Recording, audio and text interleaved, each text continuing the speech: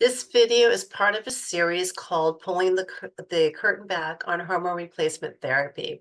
It's a clip from the full-length video, which is about 57 minutes, and I put a link in the description in case you would like to view this video in its entirety.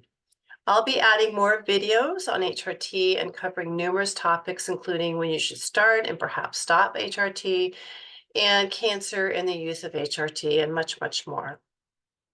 My intent with this channel is to educate and empower women who are embarking or who already are living in their last 30 to 40 years of their lives. There is absolutely no reason for women to suffer and not to have a wonderful quality of life, feeling vibrant to the very end. I do hope you'll find the content here helpful, and I plan on adding a lot more, so please hit the subscribe button to be notified when there's something new to view. Okay, let's get started. This video is about the importance of understanding the three different types of estrogen. They all have different roles, and we need to understand the distinctions before we can even begin to make sense of hormone studies and the controversy that surrounds this particular topic. So let's go. So there are three different types of estrogens that our bodies make. So an estrogen is not just an estrogen, just like a carbohydrate is not just a carbohydrate. We can find carbohydrates in highly processed white grains, or we can find them in whole grains, which are better types of carbohydrates, right?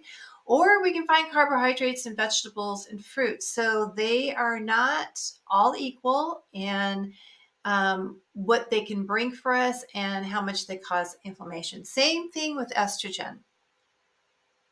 So it's really important to understand these three different types and to know the distinctions between them, especially when anyone is referring to a study. You need to know what type of estrogen and progesterone, for that matter, was being used, and the delivery system. So this is really, really important. Okay. So let's look at the types of estrogen, then I'll go back to the delivery system in just a second here. So estradiol, which is called E2, is the most abundant form of estrogen that we have in our bodies and that our body makes. It's made in the ovaries, and it is actually anti-inflammatory. Okay. Now, from estradiol, our bodies can make estrone and estriol from that. So estrone, which is called E1, this is the type of estrogen that can cause more inflammation. And we do need some inflammation to survive, okay? So we have to have some or we would bleed out. We have to have some, and our body would be able to fight infection. And again, it can be converted from estradiol. And it's also produced by our fat cells. And I'll talk about that in just a second, and how we relate belly fat with menopause with producing estrogen.